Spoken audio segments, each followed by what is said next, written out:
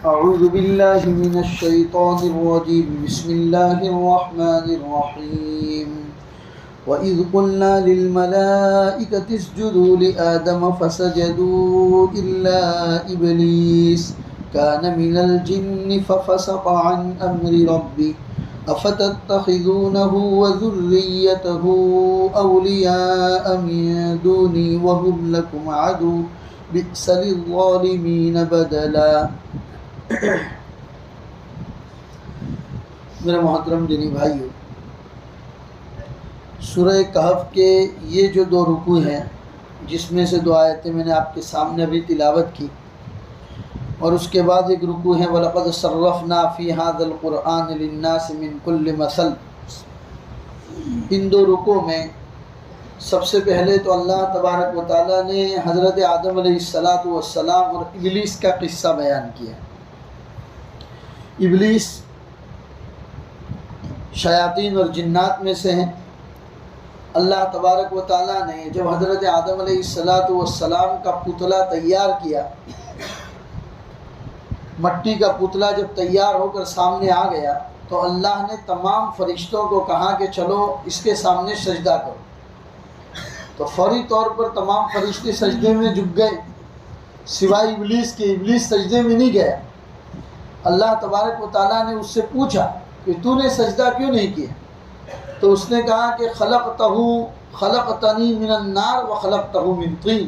آپ نے تو مجھے آگ سے پیدا کیا ہے، اس کو مٹی سے بنایا ہے، اور مٹی نیچے رہتی ہے، آگ اوپر رہتی ہے، میں اس کو کیسے سجدہ کر سکتا ہوں؟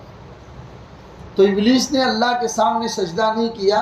اسی کو اللہ نے فرماتے ہیں وَإِذْ قُلْنَا لِلْمَلَائِكَةِ اسْجُدُوا لِآدَمَ، اور جب ہم نے فرشتوں سے کہا کہ آدم کو سجدہ کرو، فَسَجَدُوا إِلَّا إِبْلِيسَ، چنانچہ سب نے سجدہ کیا سوائے ابلیس کے. كَانَ مِنَ الْجِنِّ فَفَسَقَ عَنْ أَمْرِ رَبِّهِ، وہ جنات میں سے تھا، چنانچہ اس نے اپنے رب کے حکم کی نافرمانی کی. یہ ابلیس کے حقیقت کو اللہ نے بیان فرما دیا. اب انسانوں کو اللہ بتاتے ہیں افتتخذونہ وذریتہ اولیاء من دونی وہم لکم عدو بئس للظالمین بدلا، کیا پھر بھی تم مجھے چھوڑ کے شیطان کی اولاد کو اور اس کی ذریت کو اپناتے ہو؟ یعنی اللہ فرماتے ہیں میں تمہارا پروردگار ہوں. میں نے ابلیس کی حقیقت تمہیں بیان کر دی کہ وہ اللہ کا کتنا بڑا نافرمان ہے. تم مجھے چھوڑ کے اس ابلیس کی بات مانتے ہو، اللہ کی بات نہیں مانتے ہو. بئس للظالمین بدلا، یاد رکھو کہ وہ ابلیس وہم لکم عدو، وہ تمہارا دشمن ہے، اور وہ ظالمین کے لیے بدلے کے طور پر بہت بری چیز ہے. ما اشہدتہم خلق السماوات والارض ولا خلق انفسہم، میں نے یہ آسمان اور یہ زمین اور یہ کائنات جب بنائی تو میں نے کوئی رائے نہیں لی تھی ان جناتوں سے، یا اس آسمان زمین اور یہ دنیا بنانے میں جناتوں نے یا شیطانوں نے کوئی میرا سپورٹ نہیں کیا، بلکہ وہ بھی تو میری مخلوق ہے، میں نے ان کو پیدا کیا. یہاں پر یہ پوری حقیقت اللہ تبارک و تعالیٰ نے بیان فرمایا. اس کے بعد آگے اللہ فرماتے وَلَقَدْ صَرَّفْنَا فِي هَذَا الْقُرْآنِ لِلنَّاسِ مِنْ كُلِّ مَثَلٍ، اس قرآن کے اندر ہم نے لوگوں کے لیے الگ الگ طرح کی سمجھانے کے لیے ہر طرح کی مثالیں بیان کی. لیکن انسان کیا ہے؟ وَكَانَ الْإِنسَانُ أَكْثَرَ شَيْءٍ جَدَلًا، لیکن اکثر چیزوں میں انسان جھگڑالو ہی پیدا ہوا ہے. انسان کا مزاج ہی ایسا ہے، بات ماننے کی بجائے فوراً دلیل کرے گا، اور وہ اس کے مزاج کے مطابق ہوئی تو ٹھیک ہے، اور اگر مزاج کے خلاف گئی تو اس کا ایگو ہٹ ہو جاتا ہے، اور جب ایگو ہٹ ہوتا ہے تو وہ نافرمانی پر اتر آتا ہے. یہ انسانوں کا مزاج ہے. اس لیے اللہ نے فرمایا وَكَانَ الْإِنسَانُ أَكْثَرَ شَيْءٍ جَدَلًا وَمَا مَنَعَ النَّاسَ أَن يُؤْمِنُوا إِذْ جَاءَهُمُ الْهُدَى وَيَسْتَغْفِرُوا رَبَّهُمْ إِلَّا أَن تَأْتِيَهُمْ سُنَّةُ الْأَوَّلِينَ أَوْ يَأْتِيَهُمُ الْعَذَابُ قُبُلًا.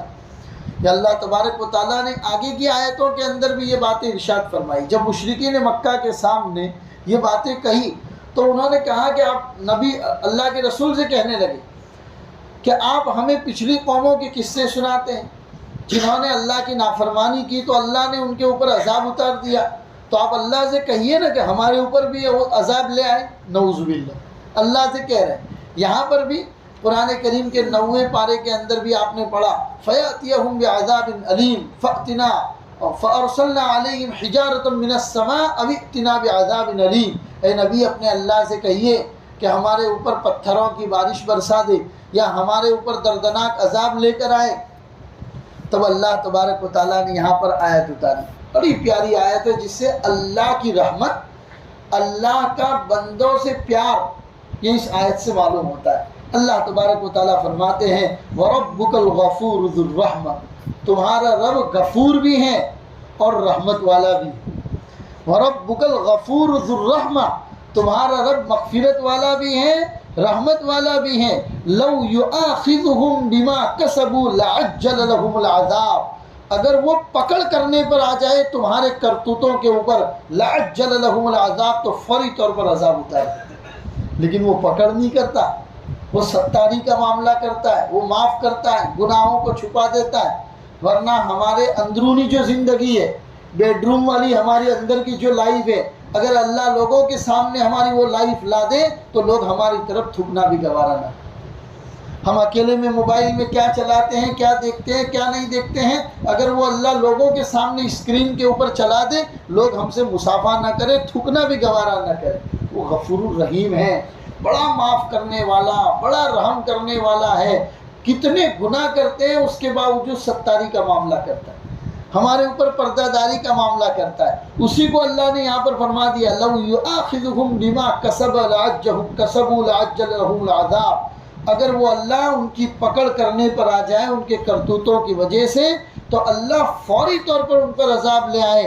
بل لهم موعد لن يجدوا من دونه موئلا، اور جب اللہ کا عذاب آ جائے تو پھر کوئی ان کا کارساز بھی نہیں ہوگا۔ دوسری جگہ پر اللہ نے قرآن کریم کے اندر فرمایا وَلَوْ يُؤَاخِذُ اللَّهُ النَّاسَ بِمَا كَسَبُوا مَا تَرَكَ عَلَى ظَهْرِهَا مِن دَابَّةٍ، اگر اللہ تمہارے کرتوتوں پر تمہاری پکڑ کرنے پر آ جائے تو اس زمین کے اوپر ایک جاندار بھی باقی نہ رہے۔ انسان تو دور کی بات ہے، اللہ فرماتے ہیں مَا تَرَكَ عَلَى ظَهْرِهَا مِن دَابَّةٍ، اس زمین کے اوپر اللہ ایک چوپائے کو، ایک پرندے کو، ایک درندے کو، ایک کیڑے مکوڑے کو بھی باقی نہ رکھے۔ لیکن اللہ ایسا نہیں کرتا۔ کتنے انسان گناہ کرتے ہیں لیکن صبح روٹین کے مطابق روزانہ سورج نکالتا ہے، ہمیں دھوپ پہنچاتا بھی ہے، ہماری سانسیں بند نہیں کرتا، ورنہ اگر پکڑ کرنے پر آ جائے تو سانس اندر لی باہر نکالنے سے پہلے ہی روح قبضہ کرے، باہر نکالنے سے پہلے ہی عذاب کے اندر مبتلا کر دے۔ اس لیے اللہ نے اپنے نبی کے واسطے سے مشرکین مکہ کو اور اس کے بعد رہتی دنیا تک کے تمام انسانوں کو یہ پیغام دیا کہ آپ ان کو کہہ دو، آپ انہیں کہہ دو کہ اس اللہ کا کرم ہے کہ وہ تمہاری فوری طور پر پکڑ نہیں کرتا، اور نبی کا کام تو تمہیں صرف ڈرانا ہے عذاب سے، عذاب اتارنا یہ نبی کا کام نہیں ہے۔ نبی تو خالی تمہیں ڈرانے کے لیے ایک میسنجر بن کر تمہارے پاس آئے ہوئے ہیں۔ نبی کا کام جنت کی خوشخبری دینا، جہنم سے ڈرانا، عذاب اتارنا تو ہمارے ہاتھ میں اللہ فرماتے، ہم جب چاہیں گے اتار دیں گے۔ بہرحال یہ دو رکوع ہے، یہ دو رکوع کا خلاصہ میں نے آپ کے سامنے بیان کر دیا، اس میں چند باتیں ہیں میں آپ کو بیان کرتا ہوں۔ اس کے بعد پھر آگے کا جو رکوع ہے اس میں اللہ تبارک و تعالی حضرت موسیٰ علیہ السلام اور حضرت خضر علیہ السلام کا قصہ بیان کریں گے، جو بڑا دلچسپ قصہ ہے اور بہت ساری اس میں نصیحت کی باتیں اور سیکھنے کی چیزیں ہیں۔ انشاءاللہ سنیچر کو پھر اس کو بھی پڑھیں گے۔ لیکن ابھی جو یہ دو رکوع ہم نے پڑھے، ان دو رکوع کے اندر بڑی عبرت کی اور بڑی نصیحت کی باتیں ہمارے لیے ہیں میرے بھائی۔ سب سے پہلی بات تو ابلیس کا یہاں پر تذکرہ ہے۔ ابلیس یہ بھی اللہ کی ایک مخلوق ہے، جیسے اللہ نے آگ سے پیدا کیا ہے، مٹی سے انسان کو پیدا کیا، اللہ نے نور سے فرشتوں کو پیدا کیا، اور نار سے یعنی کہ آگ سے اللہ نے ان جناتوں کو پیدا کیا۔ ان کی بھی مخلوق ہے، انسانوں کی طرح ان کی بھی شادیاں ہوتی ہیں، ان کی بھی بیوی بچے ہوتے ہیں، اور اسی طریقے سے بہت ساری چیزیں ان کے اندر پائی جاتی۔ عام طور پر جناتوں کی 5 بڑی بڑی اولادوں کا تذکرہ آیا ہے، جس کو تفسیر ابن کبیر کے اندر بیان کیا۔ چنانچہ لکھا ہے کہ جناتوں کی سب سے بڑی جو اولاد ہے اس کا نام ہے داسم۔ داسم نام کی اولاد ہے، اس کا کام ہی یہ ہے کہ شوہر اور بیوی کے درمیان نفرت پیدا کر دیتا ہے۔ یہ جناتوں کی شیاطین کی اولاد میں سے ایک جو سب سے بڑی ہے، داسم جس کو کہا جاتا ہے، اس کی اور اس کی اولادوں کا کام ہی یہی ہے، میاں بیوی کے درمیان جھگڑا پیدا کروا دینا، کنفیوژن پیدا کروا دینا، چھوٹی بات کا بتنگڑ بنا دینا۔ اسی طریقے سے دوسری اولاد ہے جس کا نام ہے اعور۔ اعور نام کی جناتوں کی ایک اولاد ہے۔ ان کا کام کیا ہے کہ یہ بدکاری کی ترغیب دیتے ہیں، وسوسے ڈالنا اور لوگوں کو بدی کی طرف، برائی کی طرف، گناہوں کی طرف لوگوں کی رغبت دلانا، یہ بدکاری کا کام کرتے ہیں۔ اور اسی طریقے سے تیسری ابلیس کی اولاد کی تیسری اولاد ہے مسوت۔ یہ مسوت نام کی جو اولاد ہیں وہ عام طور پر لوگوں کو جھوٹ بولنے کی طرف ترغیب دے رہا ہے۔ انسان کے دماغ کے اندر اگر آیا بھی کہ میں حقیقت بیان کر دوں تو یہی مسوت نام کی جو اولاد ہے وہ اور اس کی اولاد اور اس کی نسلوں کا کام ہی یہی ہے کہ جو انسانوں کو جھوٹ کی طرف رغبت دلاتے ہیں۔ چوتھی اولاد جو ہے وہ ہے تبر۔ تبر یا صبر نام کی ایک اولاد ہے چوتھی جناتوں کی، اس کا کام یہ ہے آفات اور زخمی کرنے کی وجہ بنتے۔ انسان کے اوپر اچانک کوئی آفت آ گئی، انسان کے کہیں نہ کہیں کسی طریقے سے زخمی بنا دیا، تو زخمی بنانے کی وجہ یہ لوگ بنتے۔ مثلا گاڑی چلا رہے، انسان کو گناہ کے اندر مبتلا کر دیا، کسی غیر محرم کی طرف دیکھنے میں مبتلا کر دیا، یا گاڑی ٹھک گئی۔ اس طریقے کے تمام حادثات کی وجہ یہ اولاد اور یہ وسوسے ڈالتے، تب جا کے اولاد یہ وجہ بنتی ہے۔ اور پانچویں اولاد ابلیس کی جو ہے جس کا نام ہے زلمبور۔ یہ زلمبور نام کی جو اولاد ہے وہ ایک ایسا شیطان ہے جو بے ایمانی اور دھوکہ دہی والے کاروباری لین دین کی وکالت کرتا ہے۔ کیا کرتا ہے؟ زلمبور نام کی جو شیطان کی اولاد ہیں جو لوگوں کے ساتھ بے ایمانی کرنا، لوگوں کو دھوکہ دینا اور کاروبار کے اندر ایک دوسرے کو دھوکہ دے کر وکالت کرنا، یہ تمام چیزوں کا کام یہ کرتے ہیں۔ یہ ابلیس کی اولاد ہے۔ کیونکہ اللہ تبارک و تعالیٰ نے جب ابلیس کو سجدہ کرنے کا کہا اور اس نے سجدہ کرنے سے انکار کر دیا تو اللہ نے فرمایا کہ میرے دربار سے نکل جا، میرے دربار میں تیری کوئی ضرورت نہیں، اور میری لعنت قیامت تک میری لعنت تیرے اوپر رہے گی۔ تو ابلیس نے کہا کہ اے اللہ، میں ایک زمانے تک تیری عبادت کرتا رہا ہوں اور آج تو نے مجھے تیری دربار سے نکال دیا ہے، تو جاتے جاتے میں مانگتا ہوں تجھ سے کچھ۔ اللہ نے کہا کہ مانگ، تجھے دیا جائے گا۔ چنانچہ اس نے کہا کہ مجھے اس بات کی قوت دے کہ میں تیرے بندوں کو بہکاؤں، مجھے اس بات کی طاقت دے کہ میں تیرے ایمان والے بندوں کو صحیح راستے سے بھٹکاؤں، بہکاؤں۔ تب اللہ تبارک و تعالیٰ نے کہا کہ جا، وہ قوت میں نے تجھے دے دی، لیکن یاد رکھ جو میرے ایمان والے بندے ہیں، جن کا ایمان پکا اور سچا ہے، وہ تیرے بہکاوے کے اندر آئیں گے نہیں، کیونکہ ان کے ساتھ میری مدد شامل حال رہے۔ یہ اللہ تبارک و تعالیٰ نے فرمایا۔ تو بہرحال ابلیس کی بھی اولاد ہیں اور ابلیس کی اولاد اس طریقے کے کام کرتی ہے۔ مستقل شیاطین کے اوپر بھی کتابیں لکھی گئی ہیں۔ لوگوں کا کہنا ہے، محدثین مفسرین کا کہنا ہے کہ انسانوں کی طرح ان کی بھی اولاد ہوتی ہیں، ان کے اندر بھی توالد و تناسل یعنی اولاد پیدا ہونا، پھر اولاد کی اولاد کا جو سلسلہ چلتا ہے وہ سلسلہ ان کے اندر بھی چلتا ہے۔ ان کے اندر بھی مذکر اور مؤنث یعنی نر اور مادہ پائے جاتے ہیں۔ بعض لوگ کہتے ہیں کہ ابلیس کی ایک ران کے اوپر اللہ نے نر بنایا ہے، دوسری ران کے اوپر مادہ بنایا ہے، اور وہ دونوں ران ٹچ کرتا ہے تو اس سے ایک انڈے کی شکل اختیار ہو جاتی ہے اور اسی سے دوسرا شیطان کا بچہ پیدا ہوتا ہے۔ اس طریقے کی شیاطین کے بارے میں تاریخ لکھی گئی ہے۔ بہرحال یہ ہمارا کوئی اتنا زیادہ جاننا ضروری نہیں ہے کہ ہمیں قبر میں اس کے بارے میں سوال ہوگا۔ اللہ تبارک و تعالیٰ فرماتے ہیں کہ مشرکین جنہیں پکارتے ہیں وہ ذرے برابر کے بھی مالک نہیں، کیونکہ مشرکین اللہ کو چھوڑ کر دیگر معبودان باطلہ کو پکارتے ہیں۔ اصل جو لوگ اللہ کا دربار چھوڑتے ہیں اللہ ان کی عقلوں کو معاف کر دے۔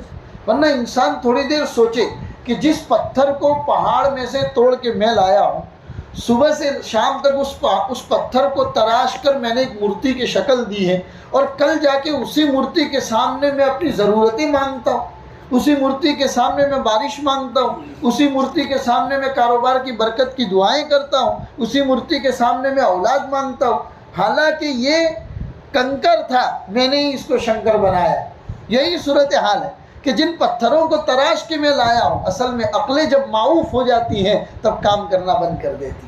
اللہ تبارک و تعالیٰ نے یہ چیزیں ہمیں یہاں پر سکھائی ہیں۔ بہرحال دوسری آیت جو اس کے بعد ہم نے پڑھی، وَرَبُّكَ الْغَفُورُ ذُو الرَّحْمَةِ، رب اپنے بندوں کے اوپر بڑا مغفرت والا اور بڑا رحم کرنے والا ہے۔ بندے سے اگر گناہ ہو بھی جائے تو اس بندے کو فوراً اپنے اللہ کی طرف متوجہ ہونا چاہیے۔ اللہ فرماتا ہے میں فوراً اپنے گناہوں پر پکڑ نہیں کرتا اپنے بندوں۔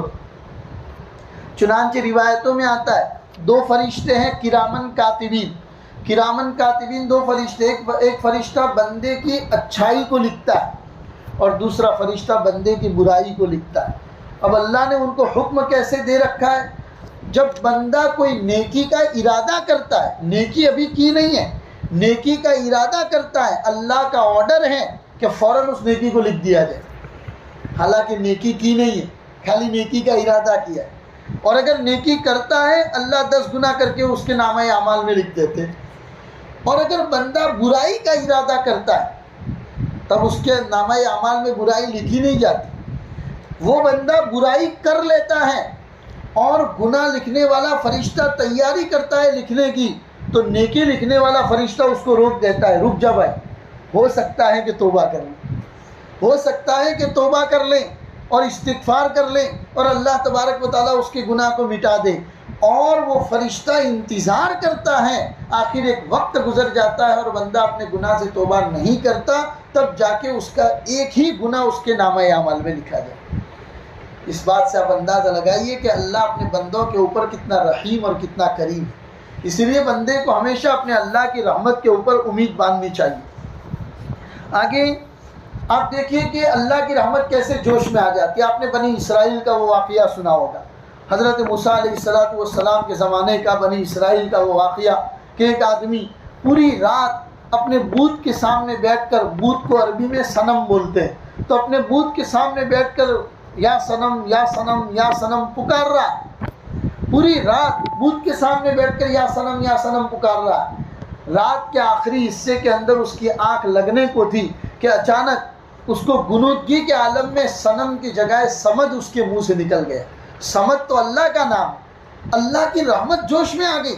فرشتوں نے کہا کہ اللہ آپ تو ہم سے بہتر جانتے ہیں کہ یہ پوری رات اپنے معبود کو پکار رہا ہے اور ابھی بھی اس کے منہ سے صمد اگر نکلا ہے تو بے ہوشی کے عالم میں نکلا ہے، اور آپ کی رحمت اتنی جوش میں آ گئی۔ تو اللہ فرماتے ہیں کہ اے میرے فرشتوں، وہ پوری رات ایک بے جان پتھر کو پکارتا رہا صنم صنم کہہ کر، اور بھلے اس نے انجانے میں میرا نام لیا ہے، اگر اب بھی میں اپنے بندے کا جواب نہ دوں تو بے جان پتھر اور اس رب کے درمیان کیا فرق باقی رہ جائے گا۔ یہ اللہ کی رحمت ہے۔ بس بندہ ایک مرتبہ اس اللہ کی رحمت اور دربار کے اندر آ کر دیکھے۔ اسی طریقے سے عبداللہ ابن مبارک بہت بڑے تابعی گزرے ہیں، بہت بڑے محدثین کے اندر ان کا شمار ہوتا ہے۔ ایک زمانہ ان کا عیاشی کا زمانہ، بڑے مالدار گھرانے کے آدمی تھے۔ اس زمانے کے کوفہ اور بصرہ کے سب سے بڑے جو بزنس مین تھے ان کے بیٹے تھے، کپڑے کا بہت بڑا کاروبار تھا، تو عیاشی والی لائف گزر رہی تھی۔ ایک مرتبہ اپنی کسی محبوبہ سے رات کو ملنے کا موقع تھا، ٹائم دیا ہوا تھا، اپنے گھر کی چھت کے اوپر جا کر اپنی محبوبہ کے انتظار میں کھڑے تھے۔ رات ہو گئی، محبوبہ گھر سے باہر آئی نہیں ان کو ملنے کے لیے، پوری رات محبوبہ کے انتظار میں کھڑے رہے۔ واپس جانے لگے تو کہیں سے ان کے کانوں میں قرآن کریم کی آیت سنائی دی، الم یأن للذین آمنوا ان تخشع قلوبہم لذکر اللہ، کیا ایمان والوں کے لیے ابھی بھی وہ وقت نہیں آیا ہے کہ ان کے دل اللہ سے ڈرنا شروع کر دیں۔ یہ آیت نے ان کی زندگی پلٹ دی کہ میں ایک دنیا کی محبت کے لیے پوری رات ایک عورت کے لیے میں کھڑا رہ سکتا ہوں، تو کیا میں 2 رکعت اپنے اللہ کے سامنے کھڑے ہو کے نہیں مانگ سکتا ہوں؟ موقع تھا، سجدے میں چلے گئے، اللہ سے مانگنا شروع کر دیا۔ اللہ نے وہ نوازا کہ وقت کے سب سے بڑے محدث بنے۔ ایک زمانہ ایسا بھی آیا تقریباً 12,000 کا مجمع بیٹھ کر ان کی حدیث کو سنتا تھا، 12,000 کا مجمع بیٹھ کر ان کی حدیث کو سنتا تھا۔ اس زمانے میں مائک کا نظام نہیں تھا، تو ان کی بات 12,000 کے مجمع کو پہنچانے کے لیے بیچ میں جگہ جگہ پر مکبرین ہوتے تھے جو ان کی بات لوگوں تک پہنچاتے تھے، تو مکبرین کی تعداد 1100 ہوا کرتی۔ اتنے بڑے محدث، پوری زندگی بعد میں ان کی حدیث کو پڑھانے کے اندر چلی گئی۔ ان کے دل میں بھی اللہ کا ڈر کیسا تھا، کہتے ہیں کہ جب موت کا وقت قریب آیا تو اپنے خادموں سے کہا کہ مجھے چارپائی سے نیچے زمین پر لٹا دو، جب زمین پر لٹایا گیا تو اپنے سفید داڑھی کو زمین کے اوپر رگڑ رگڑ کر اللہ سے دعا کر رہے ہیں، اللہ میرے اس بوڑھے داڑھی کی اور میرے بڑھاپے کی لاج رکھ لینا، میری پکڑ مت کرنا۔ تو حساب لینے کے اوپر آ گیا تو عبداللہ ابن مبارک حساب ہی نہیں دے پائے۔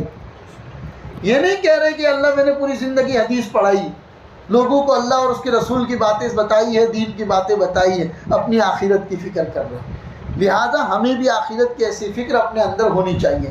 اسی طریقے سے حضرت عمر فاروق رضی اللہ تعالیٰ عنہ کو کون نہیں جانتا، مسلمانوں کے دوسرے خلیفہ ہیں، اور نبی پاک صلی اللہ علیہ وسلم نے صاف فرما دیا تھا لو کان بعدی نبی لکان عمر، اگر میرے بعد کوئی نبی ہوتا تو عمر ہوتا۔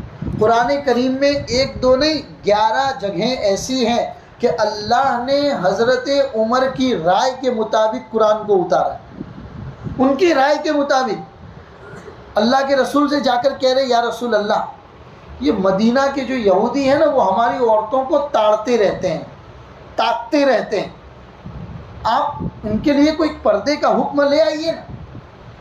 2 ہی دن گزرے تھے کہ اللہ نے پردے کی آیتیں اتار، 11 آیتیں۔ ابھی موقع نہیں ہے کہ میں 11 موقع آپ کو بتاؤں، 11 موقع ایسے ہیں کہ ان کی رائے کے مطابق، ان کے مشورے کے مطابق اللہ نے قرآن کی آیتوں کو اتارا۔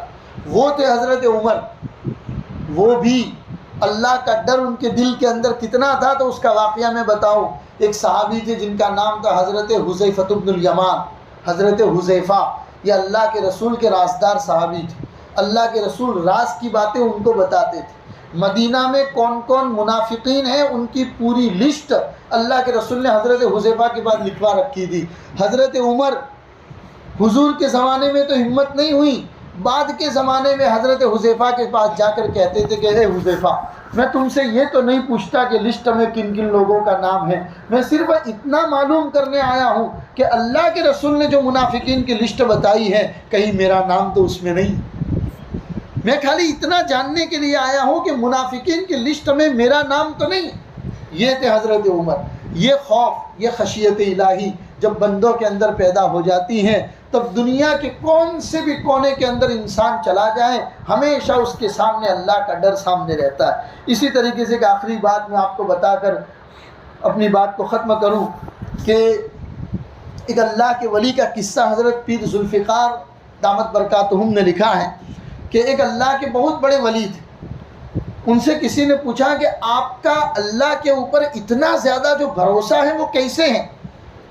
تو فرمایا کہ مجھے یہ بھروسہ ایک کتے نے سکھایا۔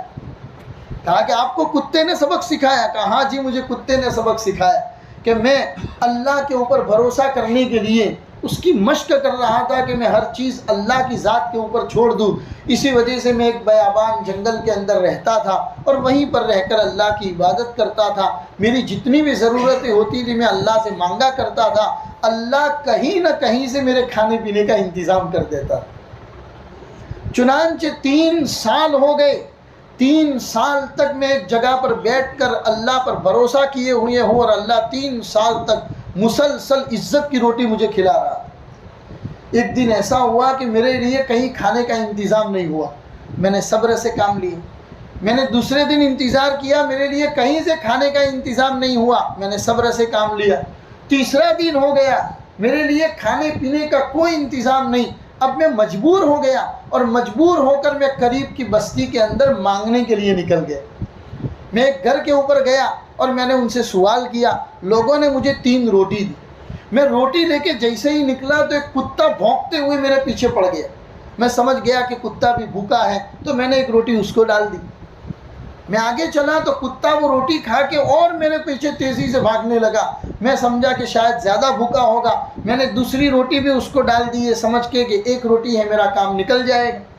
کتا دوسری روٹی کھا کے بھی تیزی سے میرے پیچھے بھاگنے لگا اور اتنی تیزی سے دوڑنے لگا کہ شاید وہ مجھے کاٹ کھائے گا، تو میں نے تیسری روٹی بھی کتے کو ڈال دی، یہ کہتے ہوئے کہ بڑا ظالم کتا ہے، تیرا پیٹ تو بھر گیا، میں یہاں پر بھوکا کا بھوکا رہ گیا۔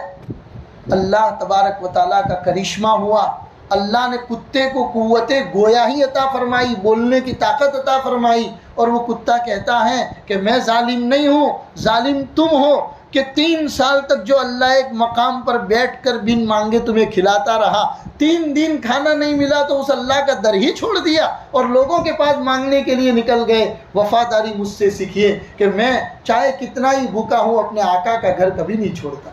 تو وہ اللہ والے کہنے لگے آج اس بے جان کتے سے مجھے یہ سبق سیکھنے کو ملا، انسان کو دنیا میں کیسے ہی حالات آ جائے کبھی بھی اپنے پروردگار کا در نہیں چھوڑنا چاہیے۔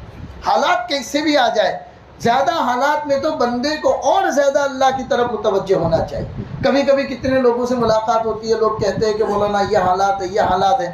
میں کبھی کہتا ہوں میرے بھائی آپ یہ پریشانی تو بیان کر رہے ہو، سچ بتانا آپ نے 2 رکعت نماز پڑھ کے اللہ سے مانگا؟ اکثر لوگوں کا جواب نہ کا ہوتا ہے۔ یہ ہم سب کی کمی ہے، سب سے بڑی کمی مجھ میں ہے میرے بھائیوں۔